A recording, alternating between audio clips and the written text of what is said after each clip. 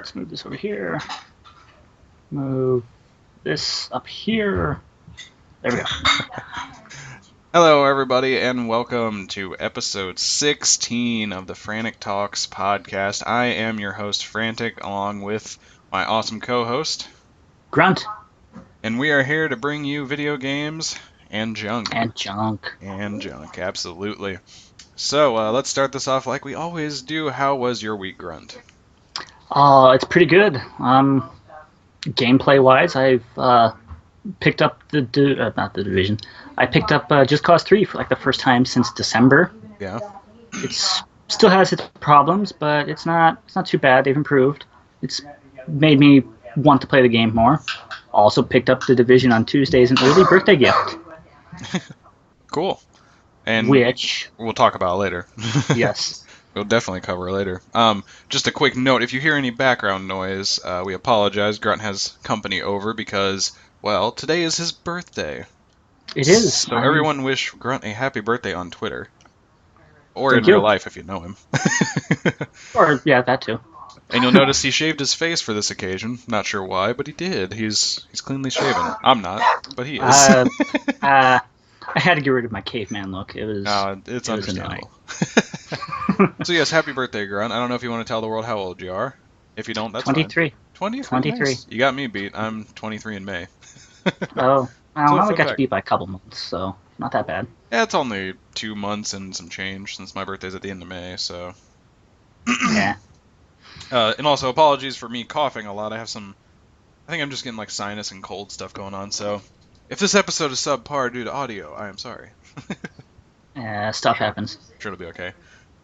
So you've been playing the Division a lot this week, and like you said, Just Cause 3. You've been tag teaming with me in Destiny. I picked that back up mainly to get into the Crucible weekly bounties, because I hadn't gotten those yet. And if you don't know how to get them, you basically just have to do a bunch of Crucible stuff. You start with a quest from Shax, Lord Shax, that involves I forget what it starts with, but you basically just have to start killing stuff, and he's winning stuff and playlists, and it just takes time. Yeah, I believe the first part is to kill enemies in certain playlists. Mm-hmm. Like, you get 12 kills in the Clash playlist and 12 kills in Control, Rumble, several different playlists.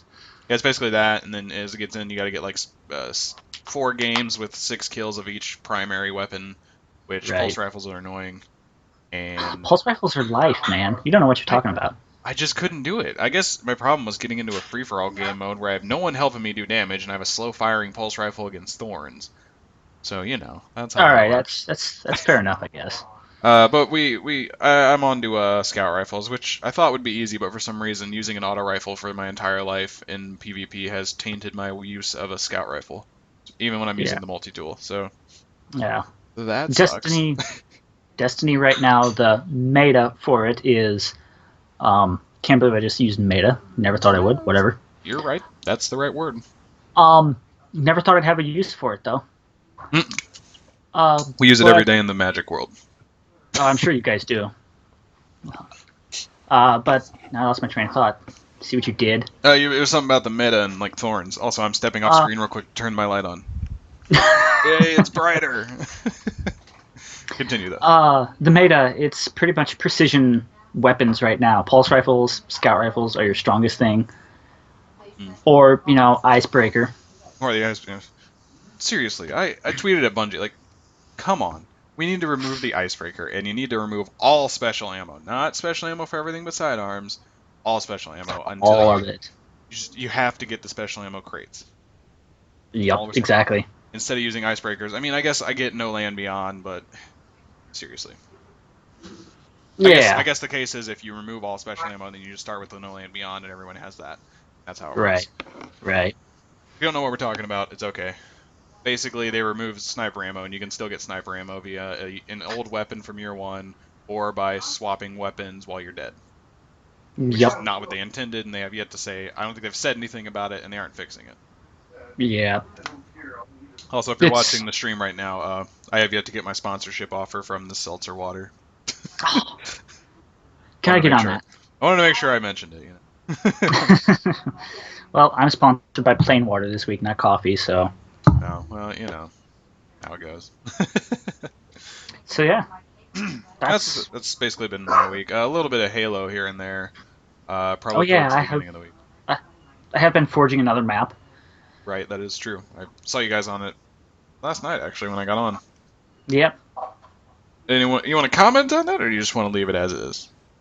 We'll just leave it as is right now. That works. Works for Gotta, me. trades of the secret. Trades of the secret. Yeah, right.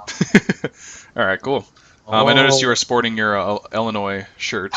darn Um, right I am. they just hired Lovie Smith, former Chicago Bears and Buccaneers head coach, for those of you who follow football in any sort of way. So I'm sure he's happy about that. Oh yeah, It has people excited for our football program again. So Uh, it's gonna be slow to start with, but I hope they I keep him around for a couple of years instead of just I trashing him, hope or so not trashing too. him, I canning hope him. so too. Oh, hey, For Freak Show's in the chat. oh wow, he worked his way into a shout out immediately in the beginning again. Yeah, he gets a shout out You every. Well, he told me to shut up, so you know. uh all right. All right. All Well, right. anyways, I'm sporting my Star Wars in a band shirt. You can't really see it, but you know. Actually no, I can't see it. It's Darth Vader playing drums, not Django, Boba Fett on a bass, and a stormtrooper on the guitar. Yeah, and Nice. his drumsticks are lightsabers. I'm gonna Oh, stop nice. talking about that and move on to our first topic at hand that you can see on the screen right now, or if you just are listening, it is the Bungie this week at Bungie. I almost said the Bungie weekly update, but that's not actually what it is. Nope. Not So, quite. no, not quite. But this week at Bungie, I'm going to go ahead and let you know that there is not much covered in this update that we haven't already talked about. So we're going to probably go through it really quick. If you're wanting to know more about it, you can definitely visit it. But overall, there's not too much to talk about. So we'll start off immediately with the Sounds of Destiny, which was their introduction of their audio team on Twitch, along with a Vidoc or a VDoc. I don't know how you actually say that word. I've seen it used 100 times, but I don't know if it's Vidoc or VDoc. I'm gonna Um, assume I've it's always Vidoc. I've always pronounced it as Vidoc. Vidoc. Vidoc? It might be that too. I'm pretty sure it stands for video documentary, but whatever. Yeah. You can see Technicalities. a lot of the music being the music that's performed, and I don't know if it actually does audio, like it's people talking and voice performing. But I know you Yes, it does. watched It it. covers a lot about the audio team behind Destiny. It's very interesting to watch. If you have, I think it's like fish. Whoa! Oh, what happened? I went back to the weekly update, and this stream started playing. Oh, Oh, that's weird. good thing we're not capturing your audio. Oh, I hear all the voices in my head. The stream actually, if I scroll down here, it tells me I had to click start watching since it's intended for mature audiences. So bullet dodged. No, but you got to watch the stream live, right? You said it was pretty cool. Uh-oh. Uh-oh. Yeah. Oh, there you go. He Clicked was the wrong muted button. for a second there. Yeah, I did get to watch it. It was pretty interesting. They started off with the Vidoc video documentary, which showcased how they basically the making of the audio in Destiny. Mhm. So that was interesting. They showed a little bit about the voice acting in it. So some of the characters that you see have a face now put to them. If you didn't look at the credits and look up their name on Google or whatever. So There's like probably less than 1% of all players have done that. yeah. Not gonna lie. Yeah. Then they went into like a roundtable discussion of with the with the voice actresses that play Eris Morn. She's the creepy three-eyed person that is there, God, and she is so weird. Just a sidebar, really quick. I don't remember what she said, but I'm pretty sure I was standing next to her at one point when we were about to leave, and she just said some dumb stuff. Like she just rambled about nothing for easily a minute, and I'm just sitting there listening to this woman go on, and she's so that funny. She's that's really funny to Eris. me. Oh yeah, yeah. It's one of the characters I like in the game more because of the voice acting. Oh yeah. Um, but she was also joined by the actress that did the voice of Queen Mara Sov, the Queen of the Awoken Enemies. Enemies, Okay. they're not enemies, they're allies. Queen of the Awoken. Oh yeah, That's Queen of really the all you right. need to know. I And mean, supposedly she's not dead from what I saw. well, it was kind of interesting how that happened. She was asked a question. I don't remember what the question was, but she was asked a question and she was giving a little backstory into her character. How originally, when Destiny was first being developed and all the initial writing was taking place, how she was supposed to be like a really awesome pirate and all that stuff, space pirate basically. Space And pirates. yeah, as the writing and the direction of Destiny changed closer towards its release, she became more of a soft-hearted character and other stuff. Hmm. Even the voice actress said, "I don't know if I can do this role. I know of 3, 4 people that can nail this role excellently. Let me hook you up with them." And they had her record some lines, and she evidently worked out since she does the voice. Yeah. But during that, she kind of let slip a little bit, in my opinion at least, that there's a possibility you could see the space pirate version of the Queen return later on. Gotcha. So there is a chance that she did not die. Yeah, because looking That- at it, That's not much of a spoiler, by the way. yeah, Just want to throw that out there. yeah. I mean, just from looking at watching the trailer that plays right at the beginning when you start up the Taken King, it looks like there's no chance that she made it. Yeah, But exactly. there's a little glimmer of hope Yeah, for those Mara Sov fans out there. I liked her. I didn't like her prince or whatever, like her brother or whatever. Ah, he's a jerk. Yeah, Total he's jerk. annoying. Total So yeah, jerk. you can watch that Vidoc, Vidoc, Vidoc, whatever you want to call it.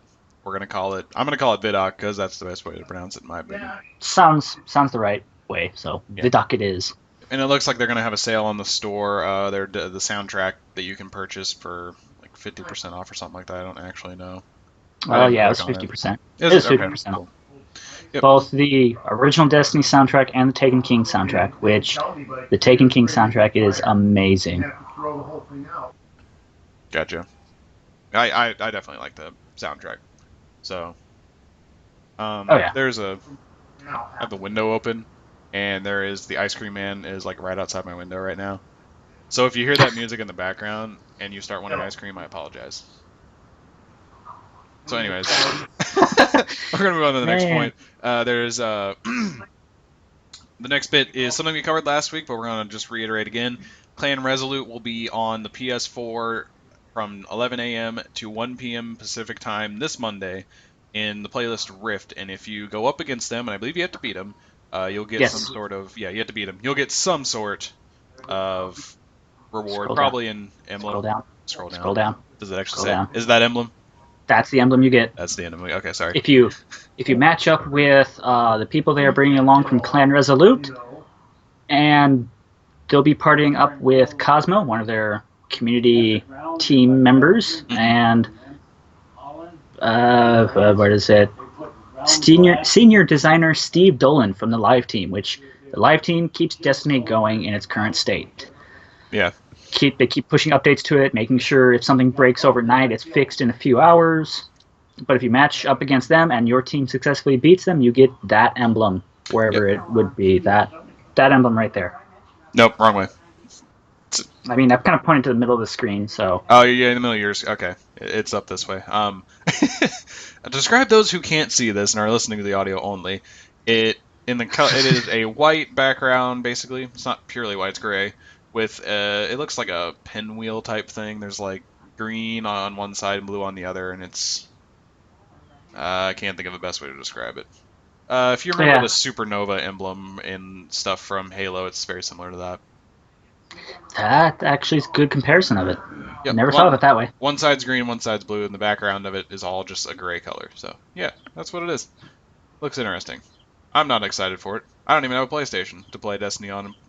Okay, that's a lie. I technically do, but I don't play it on PS4. So the next bit is pretty much just talking about daylight savings. It's pretty much the only big thing out of this update that we didn't already kind of know about, and it's basically saying with daylight savings, they're not changing their reset times, but theoretically it's changing for anyone internationally that is not doing daylight savings time. Yeah. So the daily and weekly activities and vendor resets will be at 2 a.m. Pacific. That's the same time it is now. It's just it'll be an hour later now for UTC, And then Yeah. Crucible events, Trials of Osiris, and Iron Banner will begin at 10 a.m. Pacific, which is now 5 p.m. UTC instead of the 4 p.m. that it was. And then Yeah. Xur will also adopt this time change, but they don't actually say what time Xur shows up, but I'm pretty sure it's like 2 a. It's the same time. It's the same time. It'll be It's the a 2 same time, a.m. but his will is not his own. Yeah, his will is not his own is the catch phrase there. That's pretty much all they mentioned there. And then we move on to the community stuff. And I watched this first one here. It's called Smashing, or well, they called it Smashing, and the title of it's Iron Slammer. And it's just a Titan who's using the Fist of Havoc to run through Iron Banner, and he just syncs up all of his smashes to this like really heavy bass beat, like electronic song. And then halfway through it, he switches to fusion rifle kills because the sound of the song kind of changes. And then towards the end, he changes into the bass doesn't get as heavy and it hits more in the mid range and treble, and he changes into the shoulder charge. So it's interesting to watch if you just want to see a guy time up all of his kills. There's no Yeah. interesting like multi kills or anything. Most of the Fist of Havocs are 1 or 2 kills, and you got a double kill with like a shoulder charge. Well, he shoulder charged and immediately punched somebody and got a double kill off of it, but there's nothing like 10. He didn't kill the entire team with 1 Fist of Havoc, is what I'm saying. Yeah. I mean, Fist of Panic. Yeah, Fist of Panic is what a lot of people call it.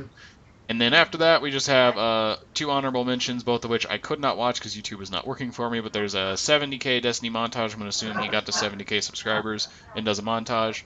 And then a tribute to our journeys thus far. I actually wanted to watch this, but it would not work for me on YouTube, so it looks like it's just a tribute to everything in Destiny at this point. I'm assuming it's going to run through all the raids and stuff. I could be wrong. Yeah.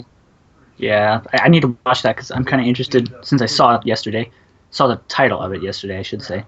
Yeah, like I said, it looks interesting in terms of what I assume it's going to cover, but I can't actually watch it right now because YouTube will not work for me. But that was the Bungie update. Like I said, nothing really to really take away from that besides the bounty and the Crucible on Monday, which we kind of already knew about, and daylight savings will not change the reset time for anyone who actually follows daylight savings. If you're international, you're getting pushed forward an hour. That's about it. Yep. Yep. I'm hoping in 2 weeks we find out something about the spring update because spring is only like a week away, the actual start of it. So I'm hoping we find out even just a little details. Yeah, I was hoping they would cover something about that in there, but they never did, and I was kind of sad. But I'm sure in the next week or two we will hear about it, and we'll probably get really excited, or not. Right. Who knows? And right now is really a good time to take a break from Destiny if you play it religiously, basically, like I have, because there's a whole bunch of other games coming out that are good and deserving of your time. So I think this would be a good time to take a break from Destiny if you wanted it. Yes. If you're getting burned out. Yeah, definitely. But if you're not, then feel free to play it. And if it's your only game, don't take a break from it. Then yeah, don't do that either. Next up, I'm going to hit on something. This actually came out yesterday, and it is Hitman. Ooh. I don't know the best way to put it. Just Hitman. It came out yesterday, which was March 11th. Today is March 12th. We record this every Saturday at 3 p.m. Eastern. Hitman came out yesterday, and we talked about it before back when it got first announced. Essentially, there was some interesting stuff with it being like an episodic video game where they released episodes, kind of like Telltale's any game ever. Any game from Telltale. Yeah, any game from Telltale. It's going to follow similarly to that. And it looked like it was going to be a very big open world type assassination game where you can take 17 different ways to kill people, and it looks really interesting. So it came out yesterday, and they haven't released too many reviews for it yet. Polygon's review is what I have up on the screen, which I'm using solely just for the image. It's a pretty decent review. It kind of just covers how it is good, but it feels like they didn't take enough steps or anything like that. Maybe it'll get better. They're going to keep this review going as the episodes come out. They gave it a 7.5, which in my mind is not terrible. It's not a 9 or a 10, but it's not a 6 or below, so it's in the middle of a pretty good, but might not be the best. It's just a so-so game. Yeah, it's so-so at this point. Yeah, that's a good way to put it. And I looked at Metacritic to see if they had anything up on it, and they did not have any reviews up yet.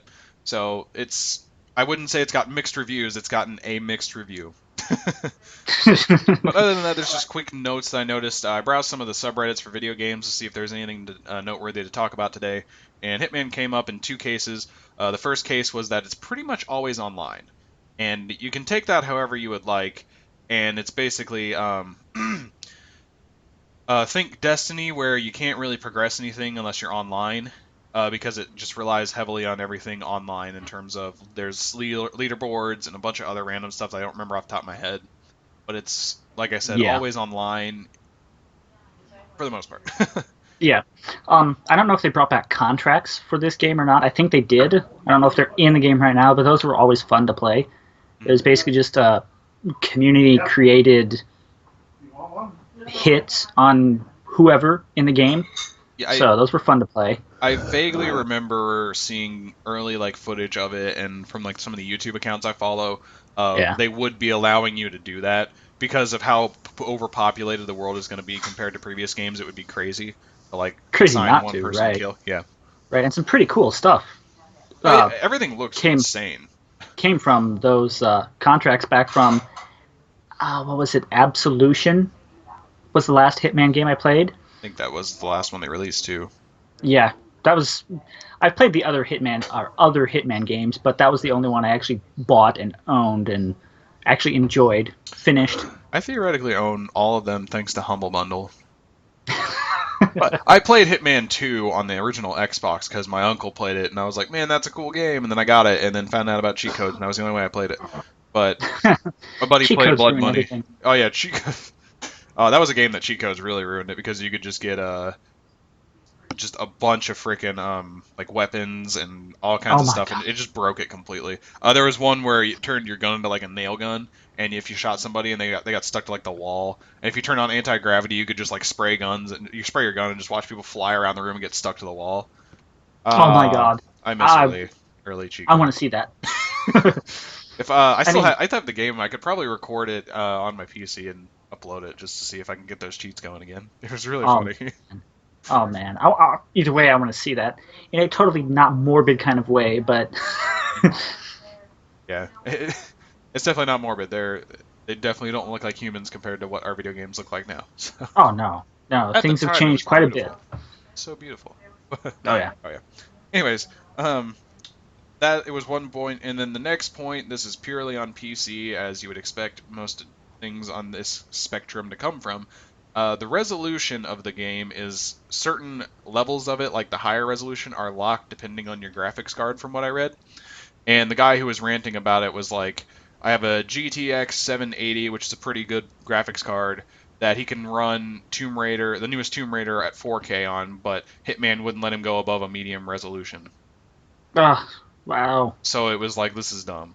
So that's something I'm not going to talk too much about it just because it's not necessarily related to the like console versions that we play on, but it is something to note that I feel like more recently PC has been getting shafted by a lot of the bigger releases, with Batman Arkham Knight kind of just being a really crappy port, and there was like Oh one yeah. or two other games that I was like certain games just not releasing on the PC at all, which Oh I yeah. guess I understand why they wouldn't do it on all those platforms if the time doesn't allow for it. But it just kind of sucks when PC is supposed to be like the place you go to play the really high end stuff. You pay for a really powerful system, and then you just don't get the best games offered besides really cool indie games. Mm-hmm. I definitely understand the outrage of that. Uh, but that goes I into mean, our whole discussion that we always have about how long does it take to make a game and the money that goes into it and oh yeah. blah blah blah. We've been there before. Multiple times. Oh yeah. But But that's yeah. it's a good topic to discuss. So Oh, yeah, that's why we've gone there multiple times. it comes up almost every podcast, I think, which is okay. It's okay. So that's basically all I had on the notes on Hitman. It came out yesterday. We haven't heard too much about it besides it seems okay, and there's some issues initially with Always Online, which in our comment section, Freak Show mentioned that Gavin posted a mini rant about it, and it was apparently very funny. I'm gonna assume that was Gavin from Rooster Teeth because I don't know any other Gavin that just goes by Gavin. I mean, that's pretty much all I know too, Yeah, or the and only Gavin I know yeah, of. and then the PCs, of course, if you don't have a good enough graphics card, it seems to lock you out for some reason, which is odd. But we'll get away from that. Move on to our next bit that we still have small amounts of notes on. That isn't. It's interesting to note and sad to note, and that is Microsoft has canceled Fable Legends and is going to shut down Lionhead Studios, the developers behind the Fable series. Now, and we have just confirmed that it was Gavin from Rooster Teeth. Anyways, They've planned to shut down Lionhead Studios, and that's upsetting. Fable was one of the first RPGs I ever really played per se, and it was because my friend at the time, he and I were really only ever playing Halo, and that was all I was ever playing besides like skating games and sports games. So Fable Hmm. was one of those first ones I ventured into, and it's Fable 1 and 2, and even 3 is controversial, but 1 and 2 are definitely great games, and the Fable games were great. I know recently they hadn't had the biggest release in terms of goodness besides like the remastered version of the first Fable game. But Yeah. it's kind of sad to see it happen because they've been around for Polygon says 20 years since they started back in 1996. So it's really sad Yeah, that is. because it's not like they That made bad games. I think we could speculate on why they got shut down, and I'm going to assume it's one of two things or both. Either Microsoft didn't have the most confidence in the IP that is Fable, or they didn't have enough money to support them going since they hadn't, I want to say, made too much of a profit since Fable 3. Because I had heard nothing about the Fable games besides the remaster, the Connect game that went nowhere, and I barely even knew about Fable Legends. So that's what I think. So, yeah, I don't know. It's interesting. I think if I remember correctly, Fable Legends had a lot of problems going into development. I think it was pushed back once, delayed. So that could be, they're looking at Fable Legends and they're looking at possibly maybe it being delayed another time or just not working out. Period. And that's most game publishing studios don't want that. right. They want games that are going to come out and work and So, sell. yeah, if you read the article a little bit more, which I went through it pretty quick, they basically just have they quote uh, they quote one of the developers or something like that. I don't actually remember somebody that's related to it. They quote him and basically saying we really didn't want to do this. It's sad. We didn't because all the guys had talent and stuff. So to me, it reads That's budget crisis. But Yeah, that I believe is one of the Microsoft, the European people over at Microsoft that makes decisions like that. yeah, I'm He's like seeing the word Danish developer on my screen. Danish. All right, Or well, Play Studios, Press Play Studios, and something like that.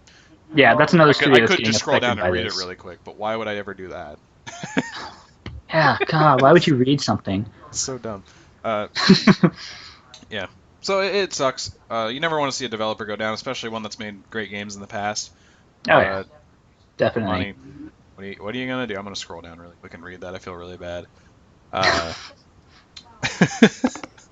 Uh, Why? Why would oh, you it's read Press that? Play Studios was also set to close. So Press Play and Lionhead were set to Uh, close, and it's the general manager of Microsoft Studios Europe. So you were correct.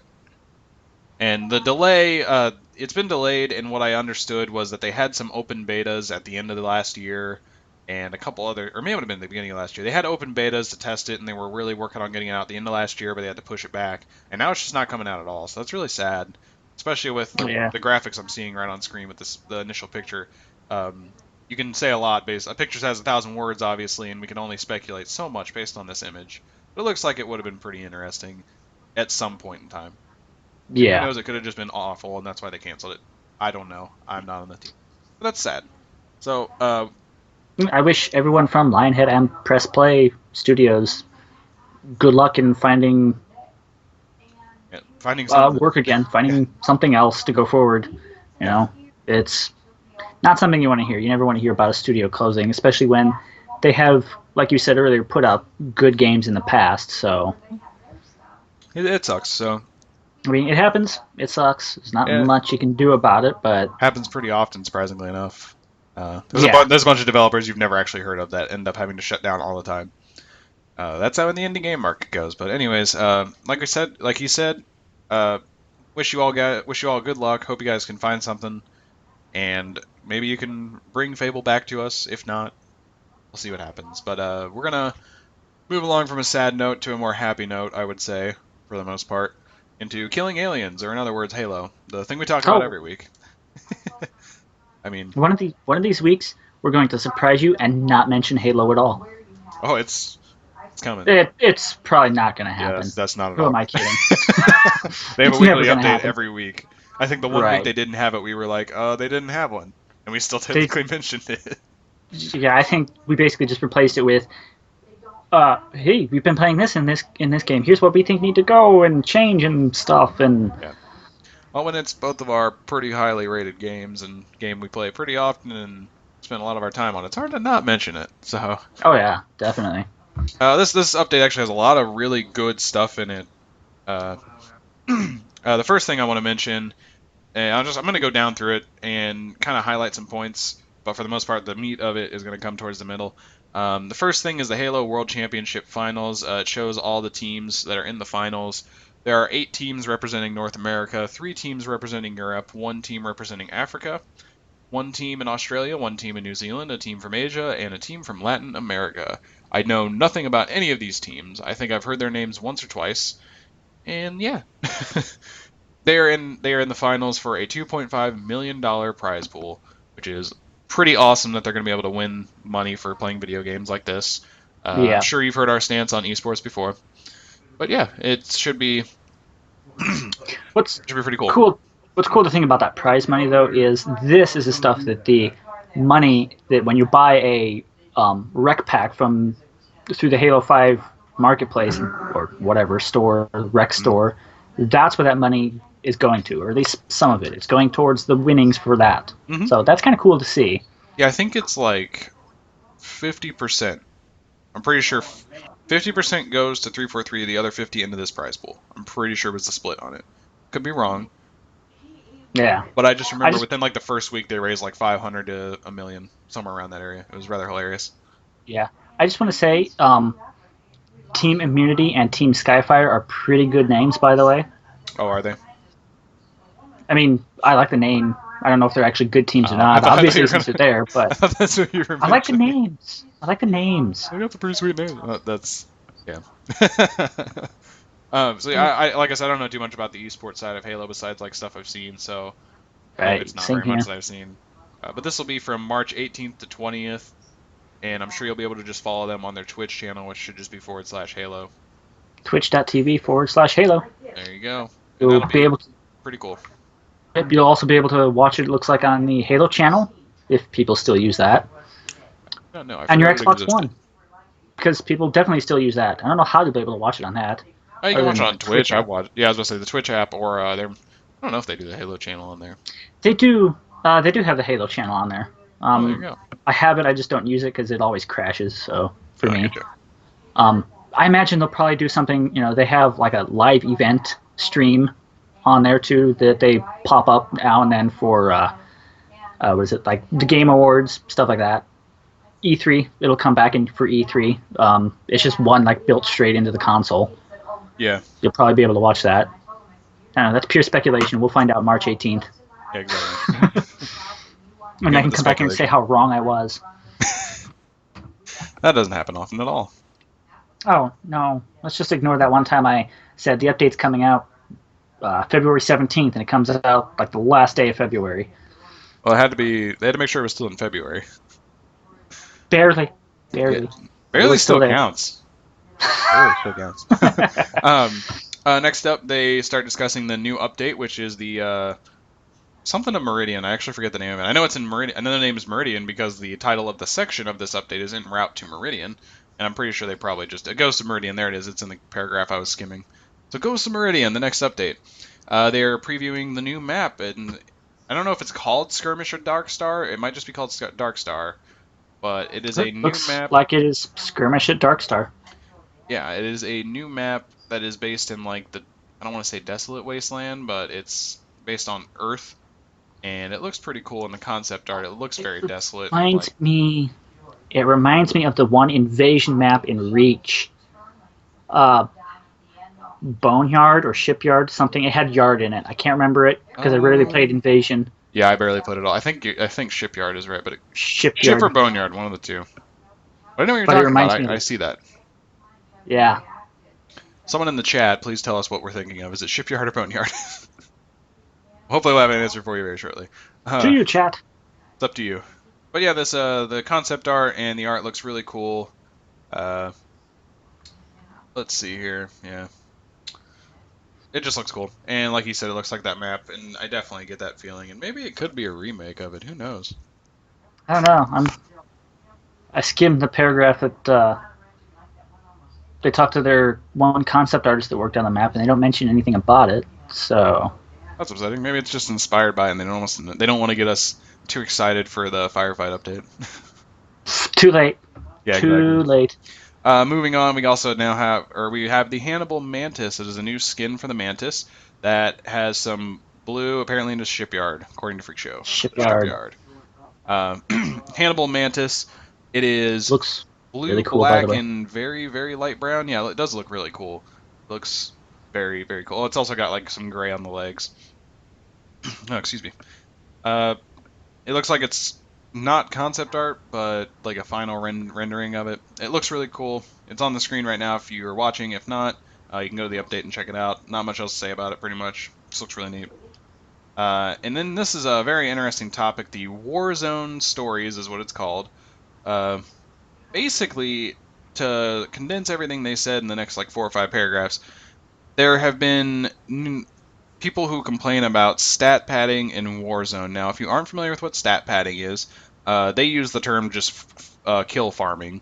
And if you don't understand either of those, basically playing an objective game mode and not scoring the objective and instead just killing people to get the kills and the experience and then scoring the objective towards the end of the time limit.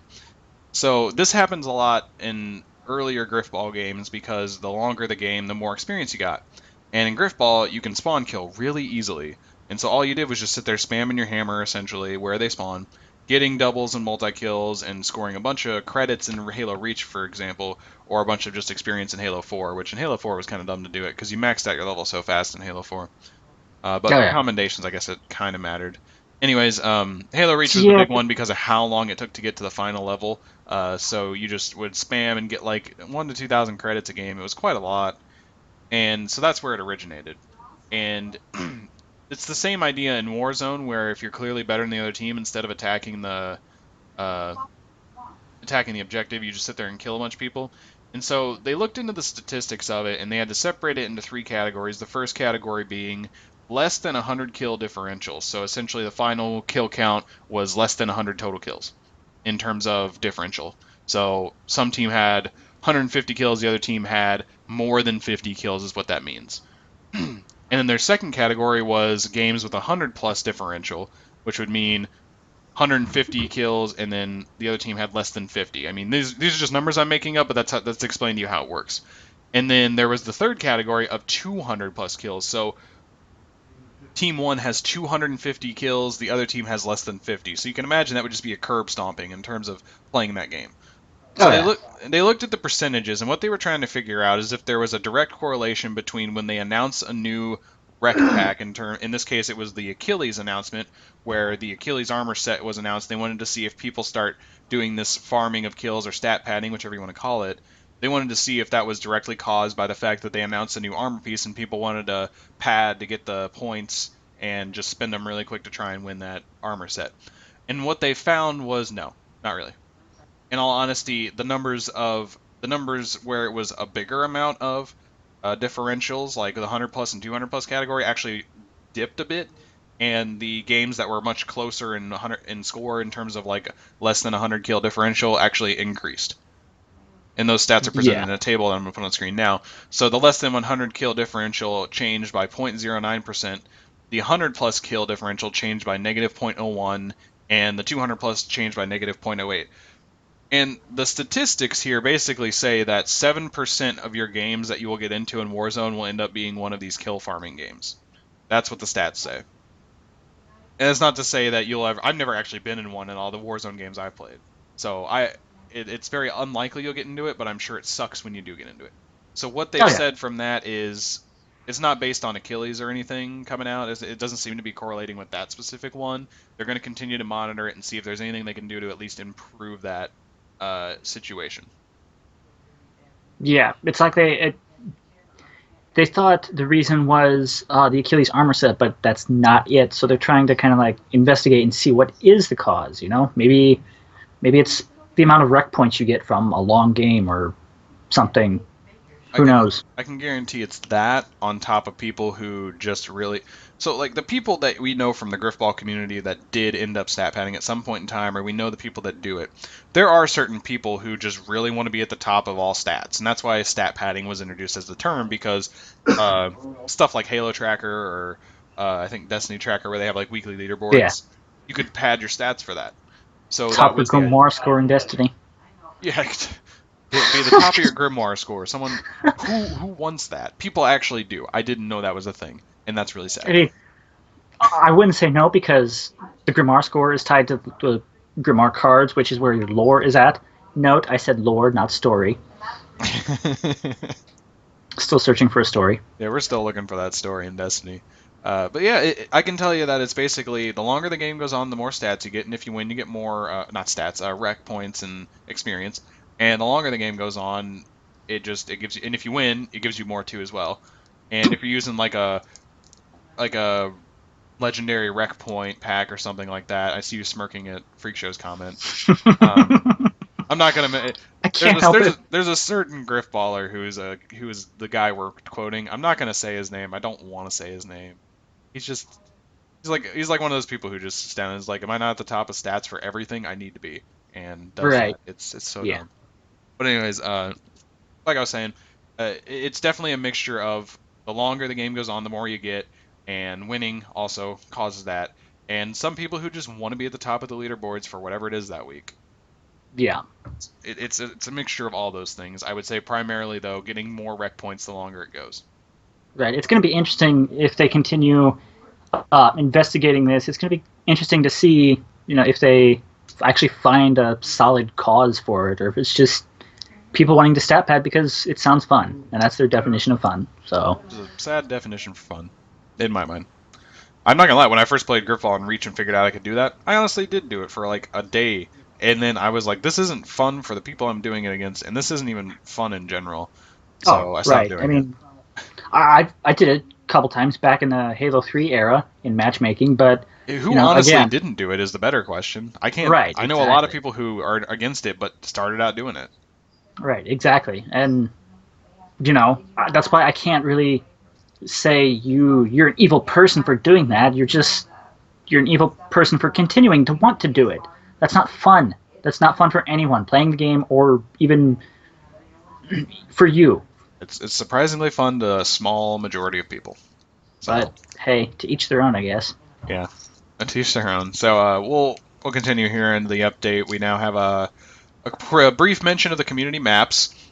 And it's basically Big Team Battle and Griffball are going to be getting more maps handpicked from the community, which we mentioned last week that we actually have a map that is up for grabs in the Griffball Court section, where they did a live stream going through like all the maps. 29 out of 53 that were, and I need to do this, 29 out of 53 that were matchmaking ready Quote unquote. with air quotes, yeah, for those listening, um, that are matchmaking ready with a few minor adjustments, meaning they function well, they could be put into matchmaking with just a few small things, like maybe there's a wall that's stuck out a little ways, or there's like a invisible blocker that's blocking part of the wall hop or something. Yeah. So, and ours was one of those 29.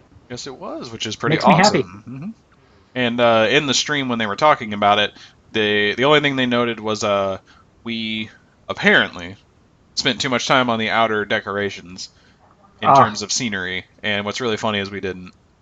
The most time I spent was probably 15 minutes trying to figure out how to get a tree to lean up against the biodome that we have and not have it look awkward. Make it look natural, but yet, not to where half of it is protruding through the wall because the physics on it is phased instead of fixed. Mm-hmm.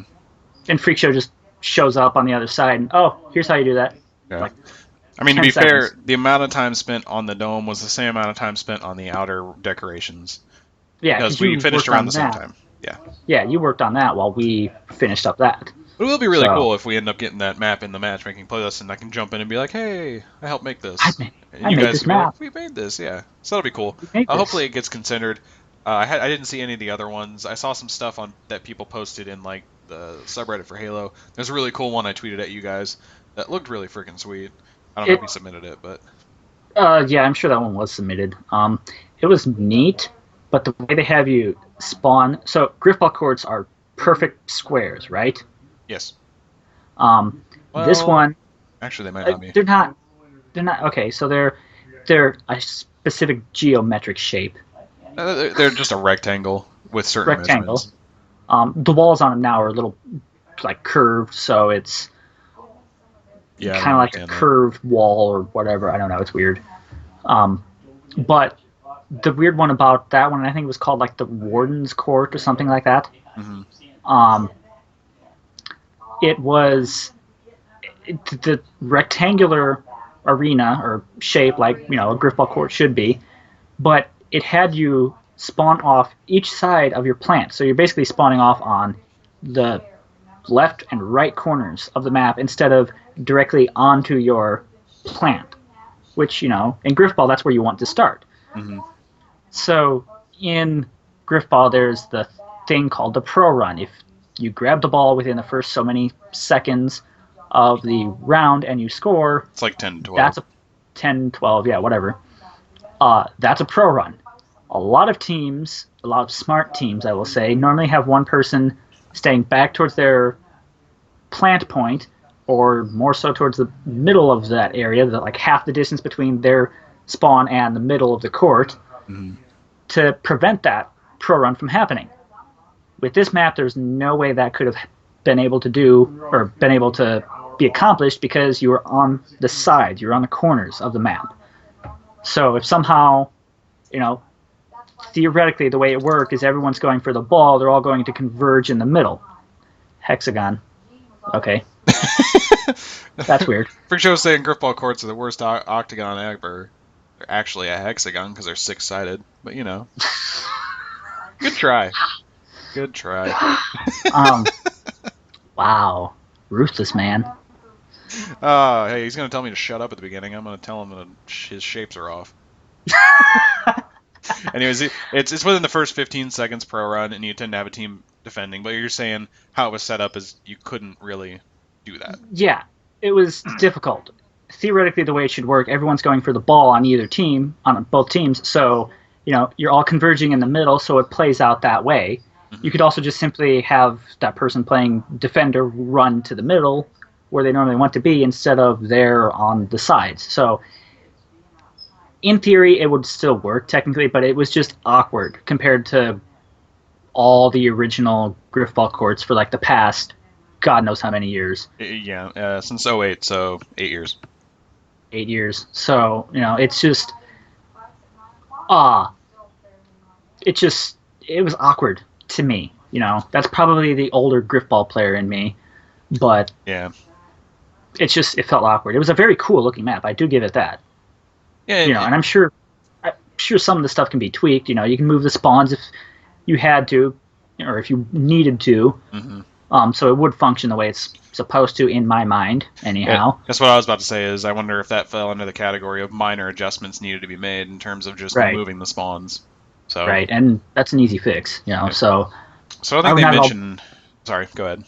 I would not at all be surprised to see that one matchmaking because it looked like a nice map. Yeah, And a lot of the others I saw just Mhm. did not work. Didn't. Well, I Like mean, the that's good one for us where- then. Like the one where now it's an unfinished map. I understand this, so that's probably going to be fixed. But there was one map, Freak Show and I checked out where you could not spawn on the blue team. You start up the game and you were just looking at the court. That's Good. it. Good. So it was weird. There was also the one map where you could get outside of it. All you had to do was hammer jump up the wall a little bit, and you could just get outside. And you could get outside of the court in the arena and go explore the rest of the map, the actual map it was built on. I mean, you're just describing the initial Griffball court that we already had. It got patched, by the way, but Ooh, ouch. it happened, but it got patched.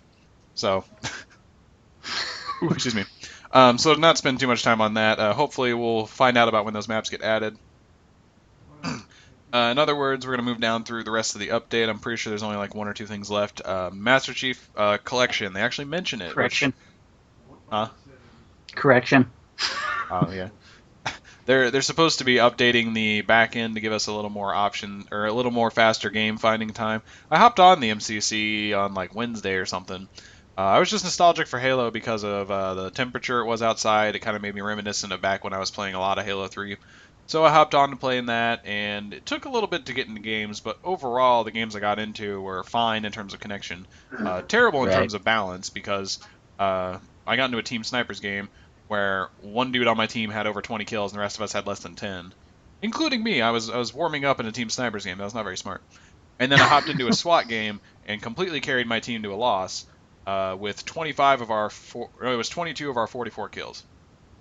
Does your back hurt after that? Do you need some icy hot or something? I did go back looking through my Twitter pictures for one of the times I tweeted about it. There was one game in Halo 4 where I had 34 kills on our team and we lost. Good Yeah. Lord. And that's over half you would need to finish any game mode. I'm pretty sure it was SWAT, and we still lost. So it's a little Wow. upsetting. But it seems like the skill level in there, it's either too low of a population for skill to matter, or they just don't have much of a skill range to measure.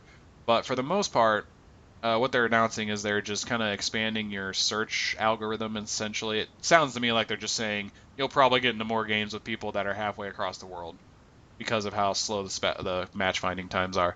And they list which playlists they're doing it. It's basically, I'll just read it. Halo 2 Anniversary, Team Doubles, Combat Evolved, Halo 2 Classic, Halo 3, Halo 4, and Team Hardcore. And they also go on to mention that Team Hardcore has the lowest populated playlist, so they'll be trying to open up the rules to allow pretty much any level of skill to be put matched together, which seems like a terrible idea. But when you can't find a game, it normally doesn't end well when people do that. Yeah. But the very last line of this section I really want to highlight on, they're also looking at further updates to the playlist, including Halo 3 Griffball. I'm happy. Hoping that happens. And I'm hoping enough people play it. And they're also doing head-to-head, which seems to be a 1v1 playlist, which weren't you tweeting about a 1v1 playlist not too long ago about how it just made no sense? Yes. Where it's like, it just doesn't pay off or something. It was my tweet in general, my series of tweets in general was basically related to Destiny.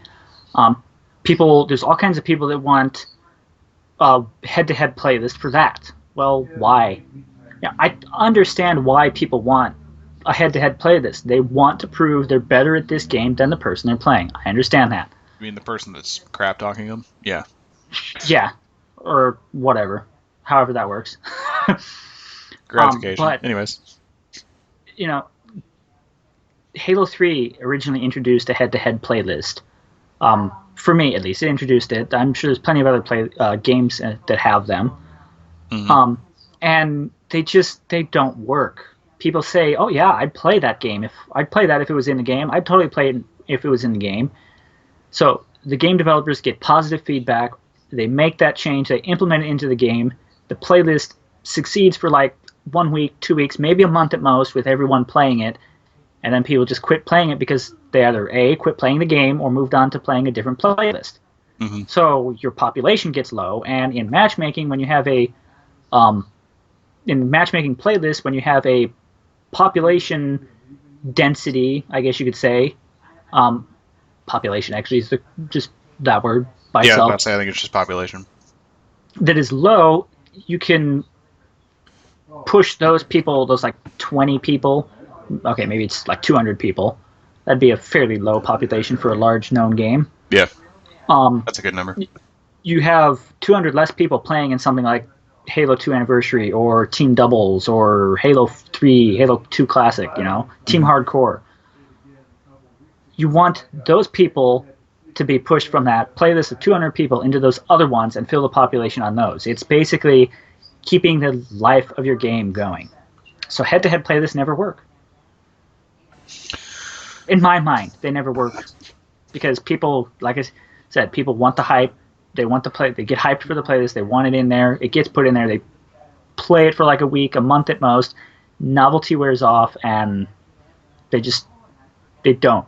Yeah, and if Team Hardcore isn't even getting that many people, which is the more competitive-oriented one, I doubt a 1v1 playlist would perform any better. Right. In my mind. If anything, your population for Team Hardcore would probably fall further than what it is. So. In my mind, if it's, I wouldn't play a 1v1 playlist if I. How I view it is, in my mind, if a 1v1 playlist existed, it would be so I could play something without having a team, without needing a friend to play. It's like, okay, I can just hop into this playlist. What really I would play would be like a free for all playlist, or the like in Destiny how they had the solo playlist where you can jump into a team based game with a bunch of people who want to play who are playing solo. Yeah, the new freelance playlist. That's what freelance. Those are Yeah. the two things in my mind where it's like I don't want to play a team game and where I described earlier having 34 kills and still losing, where I'm much better than my teammates. I'd rather just play something where I can prove my own worth. So I would play like free for all. I don't see a 1v1 playlist being at all good. If you want Right. to 1v1 someone, just custom games. Set up your own rules. It seems like it wouldn't work. And who knows? Maybe head to head isn't even what they're going to be doing, but that is what it sounds like that is. Yeah. Maybe we'll see the resurgence of 1v1 me bro messages. Yeah, fan mail, as our good friend Freak Show likes to call it. Anyways, we're gonna move on to the communities. Oh yeah, he got some message this past week saying he had a modded controller. I forget what weapon you were using, but yeah. I was using my multi-tool, my Meta multi-tool. Yeah, so it has a capped fire rate. Yeah, which is a scout rifle in Destiny. Yeah, if you have a capped fire rate, you could technically use a modded controller, but it doesn't make much of a difference. Right. I still like my theory I was going to respond with. If I had $150 in one of those Xbox One Elite controllers, which you can change the pressure of how far you need to push in the right trigger before it needs to reset, so you can just barely push it in instead of having to push it in all the way for it to shoot. Mm-hmm. Just tap it and resets automatically. They're very cool, but I don't think they're $150 cool. Yeah, at least not yet. That's technically a modded controller because you can do button mapping. Mm-hmm. You can put little paddles on the bottom. Yep. It's the competitor to the Steam controller, which allows you to do all that as well. It's just $100 cheaper. Right. There's also other. I can't think of it. It's $100 more expensive, is what I mean. The Steam controller is like $50. Is what I was trying to say. Yeah. There's other companies out there that do their own customizable controllers. So. Yeah, I feel like Mad Catz did at one point. They're a big one in the controllers, so. I think they still do to some extent. I believe it. I'm going to move on now to the community spotlight really quick. Just touch on it because there's not really much here besides Scavenger is the name of this map, and I believe what it says is it's going to be put into the Big Team Battle update, where all this is through Forge Hub. So if you're wanting to forge a map and then get it put into the playlists at some point in time, go do Forge Hub and just kind of explore around there. If you need to learn more about Forge, there's a Forge YouTube channel I actually follow. I'm trying to remember their name. I think it's actually just Forge. I think it's Forge Hub because I came across it. That's how I learned how to do scripting. Yeah, they do a lot of tutorials on some really cool stuff, so you need to do that. If you want to learn that, and Forge is actually a lot of fun to learn. It's time consuming, but it's fun. You can go there and just learn. Oh, excuse me. And then the last thing is the play of the week, and I'm pretty sure I couldn't watch this. I tried to watch it, but I couldn't. It was pretty much a bunch of no-scopes against Team Renegade, which was mentioned at the very top in the Halo Championship mentionings. So yeah. Oh yeah, looks like it. It was in an exhibition, like a pickup match. I don't know the appropriate term to use, but we'll go a scrimmage. That's like a scrimmage. I knew it started with a scrim, as the nerds say. Scrim. So that is the Halo Waypoint update. We talked a lot about it, like we always do, because they always have a good amount of stuff to discuss, and we always have good info on it. And now we're going to move on to the last bit for the next 10-15 minutes here and let Grunt discuss the game he has been playing, Tom Clancy's The Division. The floor is yours. Yes. So far, I enjoy the game.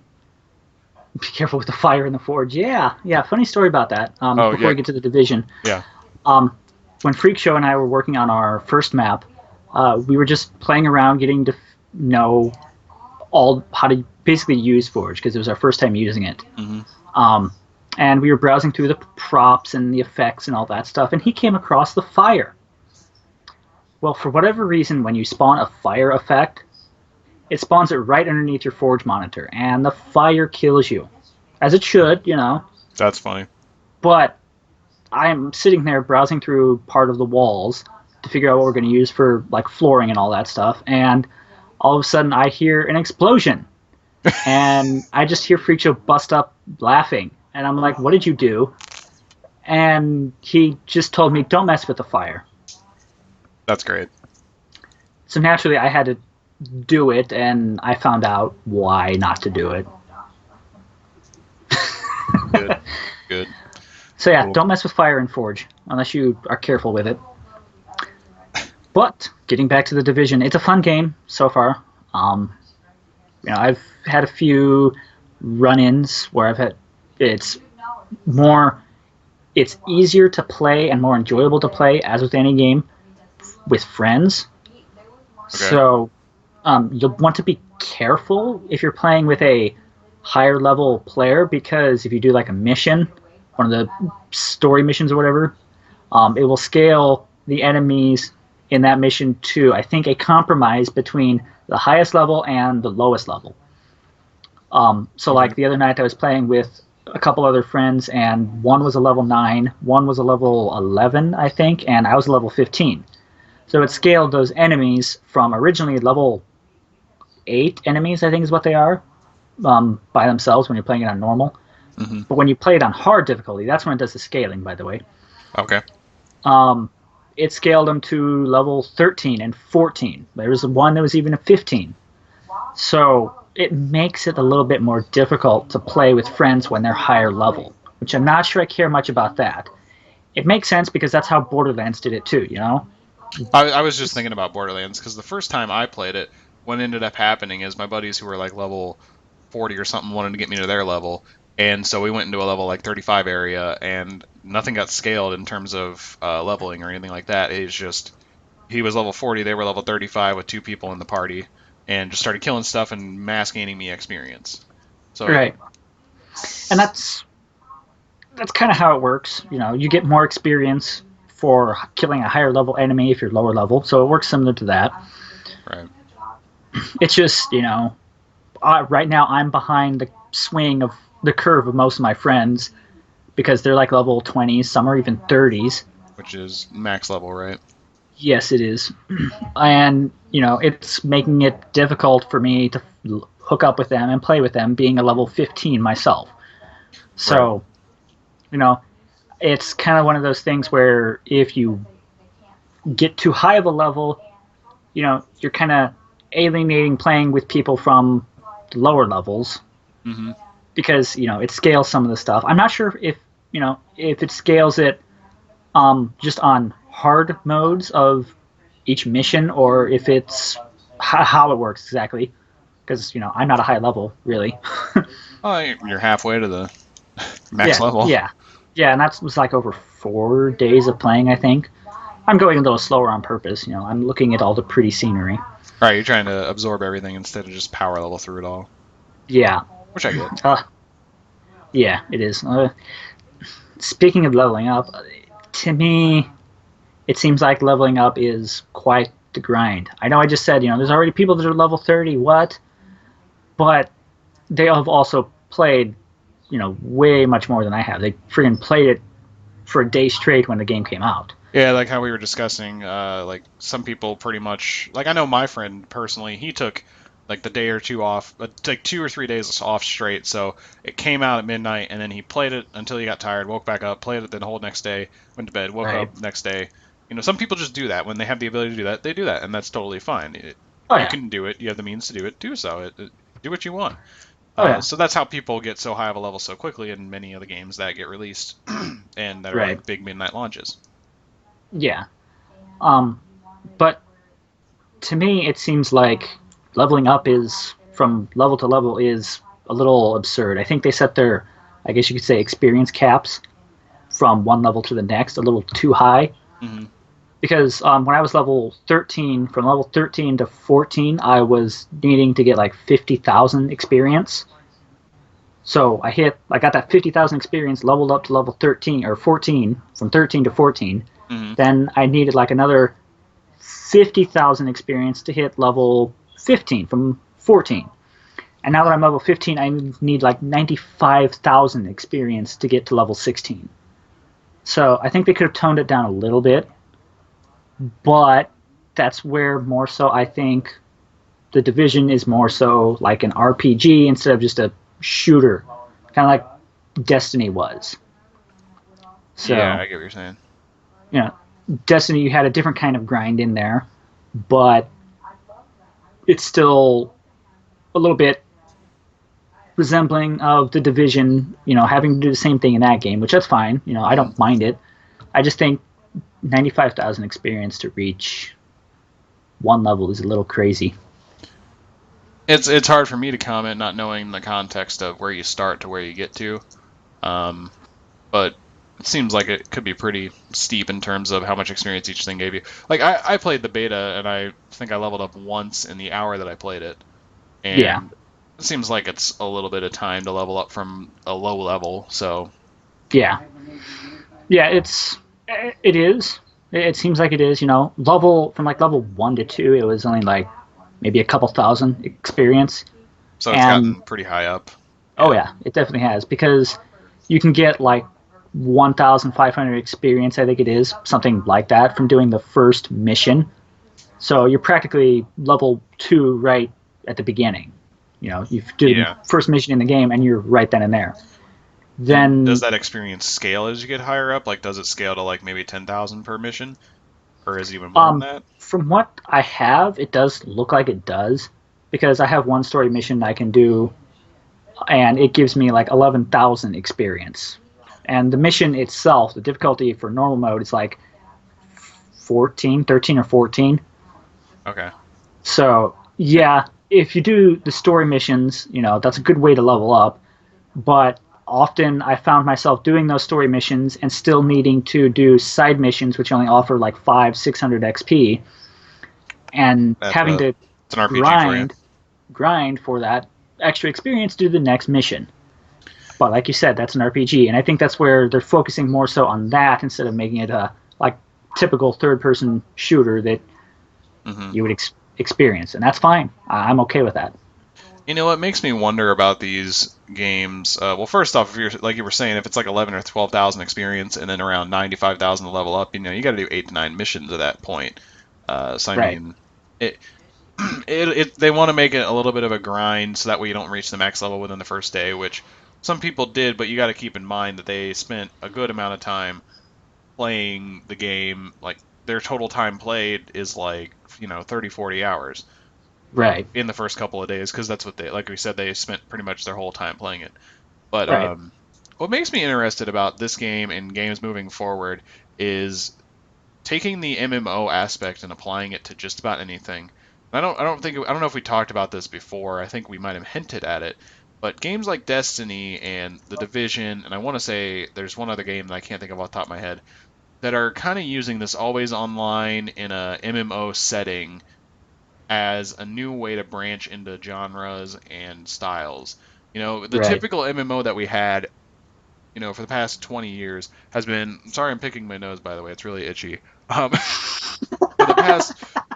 the past 20 years or so, it's just been MMO RPGs where you go on raids, you hit dungeons up, you level up your skills. The two I can think of easily are World of Warcraft and RuneScape. There's EverQuest and a couple other ones, but those are the main ones that had probably the biggest following. And how it worked in those games was getting the coolest loot to show it off to people, and getting, really, that's what it was getting the coolest loot, and Right. that was what an RPG was all about. And now we're moving into these games where Destiny, it's kind of the same idea where you want to get the coolest loot, but at the same time you get to pull off really cool kills in PvP modes and shoot a bunch of enemies and stuff instead of hack and slash like an RPG. So they've added the FPS element, so an MMO FPS. I wonder if we're going to start seeing more and more MMO games with different types of genres added into it. So like a game I used to play a while ago was called Call of Roma or Caesarea.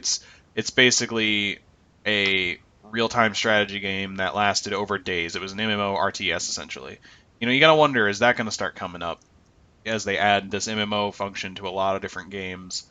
And Oh is it yeah. gonna be good or bad? I like the idea of MMO where you can just kind of like go to like a social hub where there's a bunch of players instead of having to party up in a lobby like you would in Halo 3 or Halo 5 even. Mhm. I like that idea, and I gotta and it just makes me wonder how often they're going to be using that. Right. And it's funny you mentioned that because just yesterday I read and responded to a reply on the gaming section of Bungie's forums. They were asking as to whether or not the open world games are flooding the market, and is that a bad thing? And from in my mind, from my perspective, I don't think that is a bad thing because that's what people are wanting to play right now. Yeah, Sure, we'll it's get a to the trend. right. And game developers and publishers are going to latch onto that and realize that's how they make their money. That's how they stay in business. So they kind of have to move to that. Mhm. It's just like Um, modern shooters. Modern shooters are trending as well. right.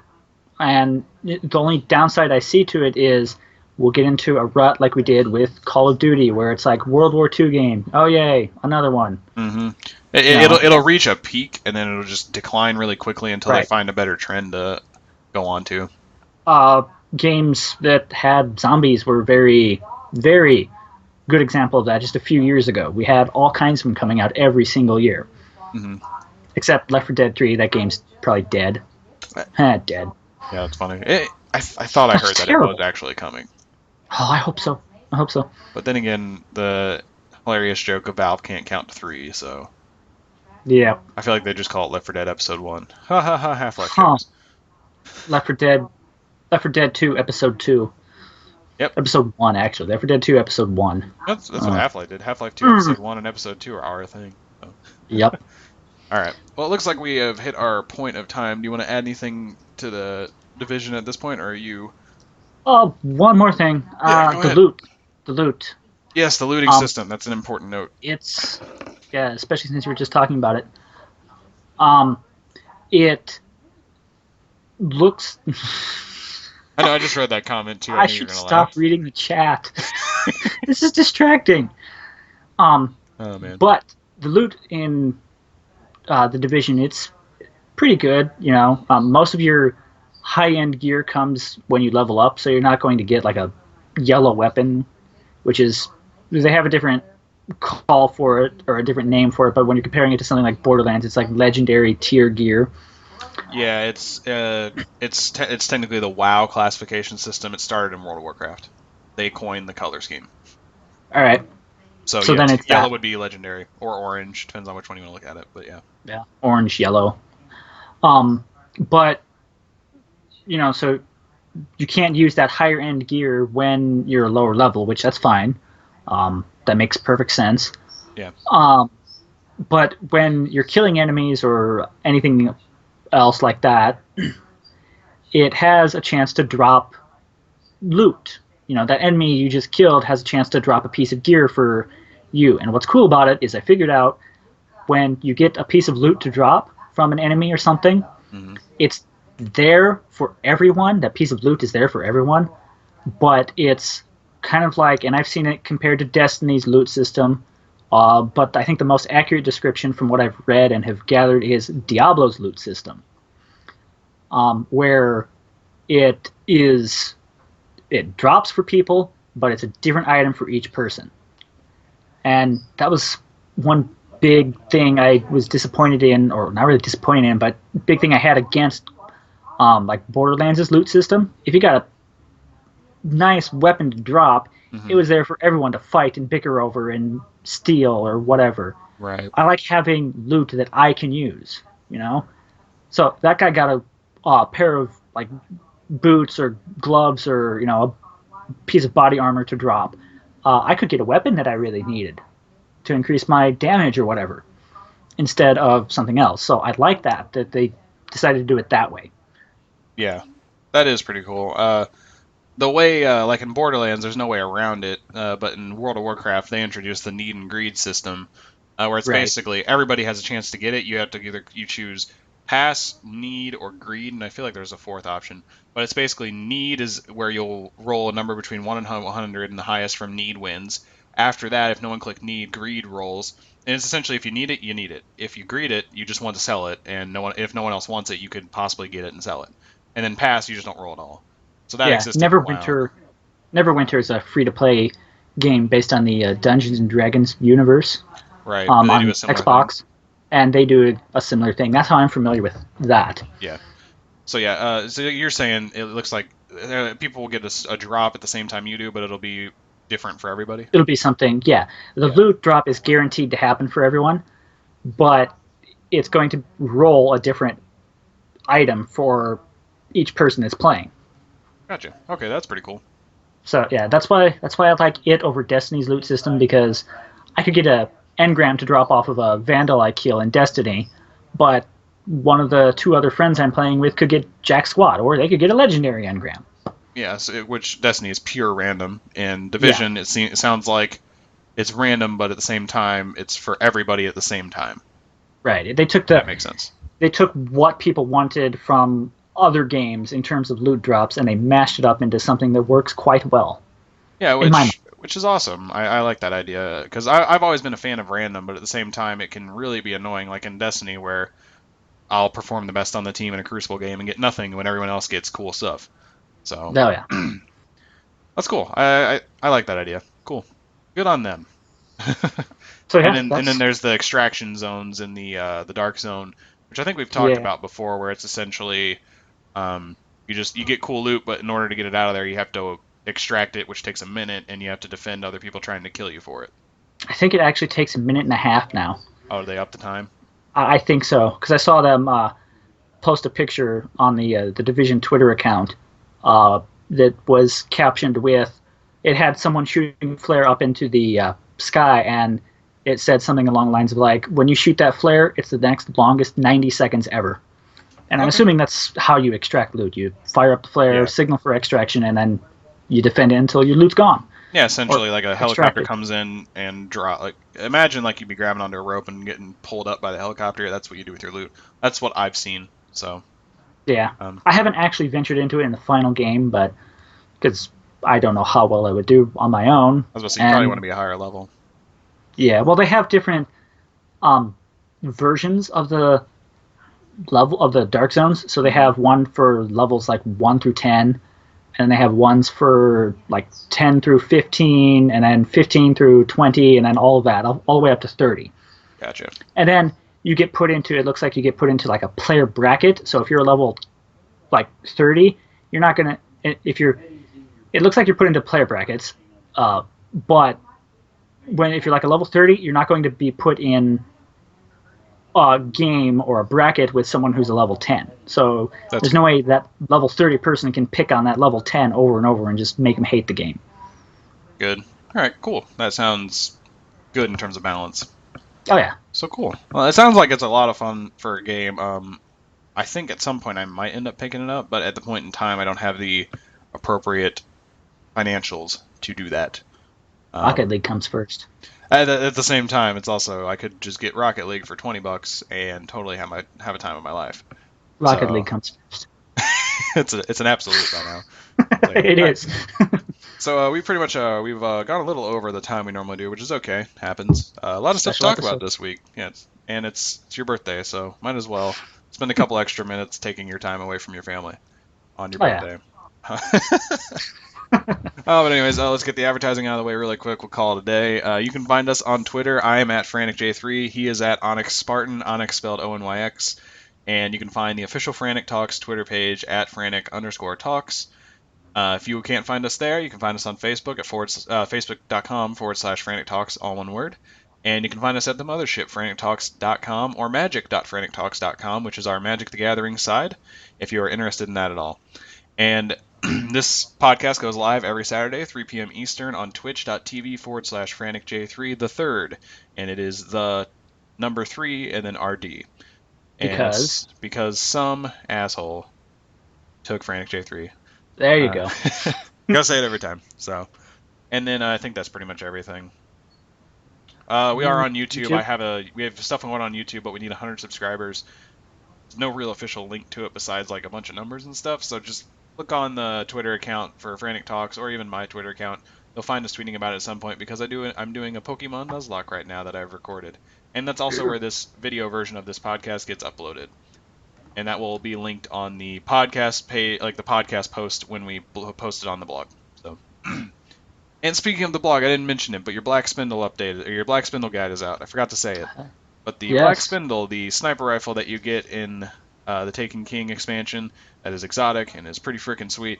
If you need to know how to get it, you want to know how to get it, or you need a better way of getting it, Grunt wrote an awesome guide that tells you just how you should do it, even though it's open to interpretation on how you could really do it. But it's how we obtained it, and Oh yeah. you can check that out. It's still one of the top posts at this point in time due to being posted last, what was it, Tuesday? I think Tuesday. Sounds about I right. think it was Tuesday, Monday or Tuesday. I think it was Tuesday though. I want to say Tuesday. So you can check that out and give it a read and follow it along as you're trying to get your Black Spindle. And hopefully it helps. Let's hope it does. Yeah, hopefully it does. And hopefully there will If be it more does- content like that because we definitely want to get into different styles of content. That's what we talked about that on a previous episode. So Yep. all right. If you have suggestions or feedback on it, just tweet to us. I'm more than willing for feedback. And leave a comment on the post as well. You can do that as long as you got a Facebook account. There you go. Yeah, awesome. All right, well, thanks for tuning in, guys. Happy birthday, Grunt, and Thank you. Yeah, hope you have a good rest of your day. So I'm Frantic. I'm Grunt. We will see you next time, guys.